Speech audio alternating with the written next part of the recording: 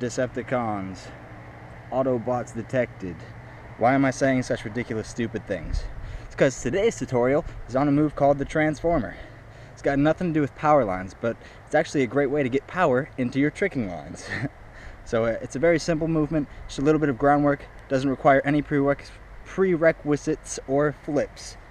So I'll show you how to do it quickly. This move is fun and functional. Takes very little effort. You can use it to build up power. Just if you find yourself in a weird position and you know this move, you can use it to save yourself or keep the flow going.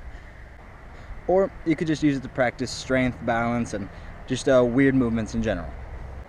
So first, you might be wondering, why would I want to learn this move? It looks totally lame. If you think that, you're lame. So what? But I can prove to you that it's cool by using it in a line. So, scoot is one of the most essential and powerful basic setups in tricking. And I think that this move, the Transformer, transitions really nicely into scoots. Because you can get some momentum into it without any walking. You know, you can just be on the ground already, and that perfectly sets you up for a scoot. So for me, my most powerful setup currently is Transformer, a little hook kick, step down, scoot into the trick. So I'm going to show you how powerful you can get with this trick.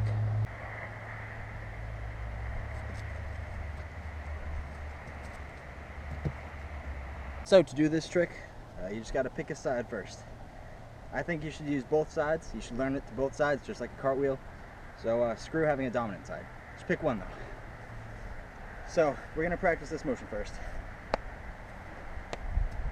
because those are the legs and arm combinations you're going to use to do this.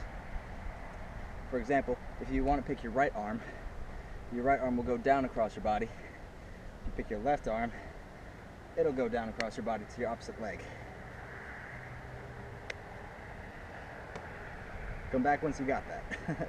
So the technique of the move is essentially, like I showed, going down to the opposite side, and then wherever side you touch, that leg comes up and goes around the back of you.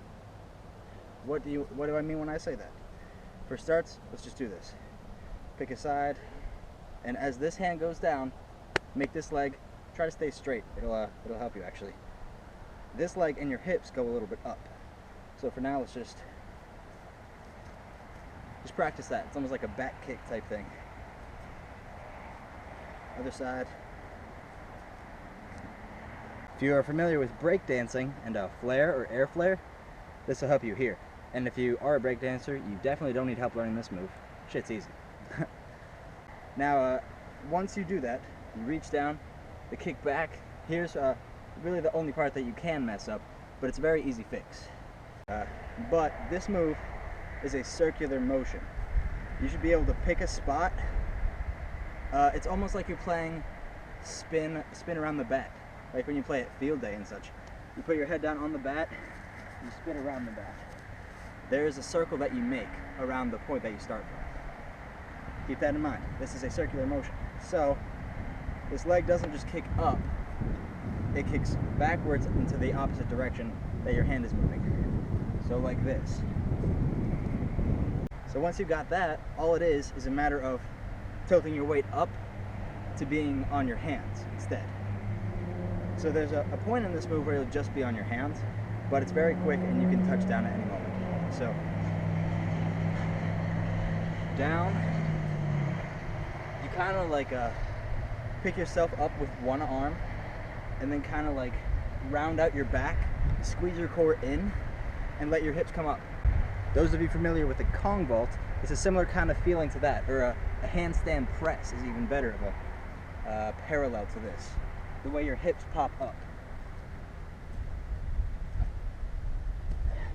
That kind of motion. So you're getting that up as you're rotating around with your back leg. So far we have pretty much the entire move piece together. I will show you where we're at. There you go. Just pick one hand for starts. We'll worry about the touchy-downy things at the end of it. But for now, just do that motion and then circle on that one hand. So at this point, now you realize this move is easy enough that you can do it with one hand. Still learn it. Do it. But if you made it this far in this tutorial, you're probably gonna learn it. So rock on, dudes. So Now, once you have that, you essentially have the transformer. All you need to do is get the touchdowns of your hand and feet right. So the pattern is like this, da-da, da-da.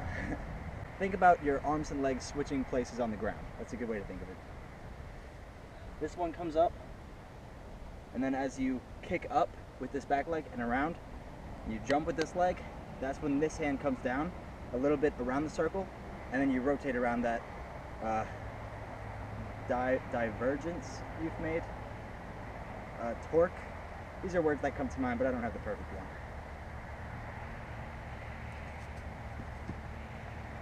Da-da, da-da. That easy.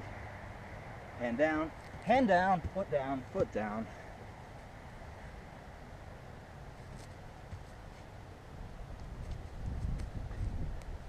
Good way to check to see if you can have this move is to see if you can do it multiple times.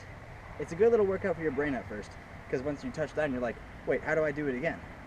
It's a very starty and stoppy motion, but you can get it to flow.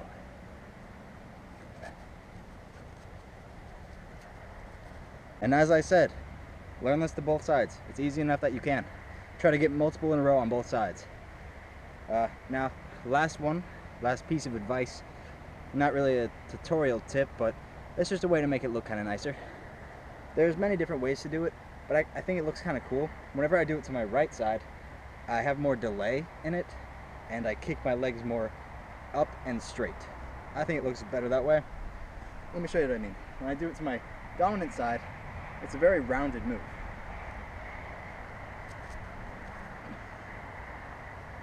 Now when I do it to this side, it's a lot more kicky, up and around kind of. So you can mix and match any way you like, but that's the transformer for you. Great move, and I hope it helps you in your tricking journey. Autobots, roll out.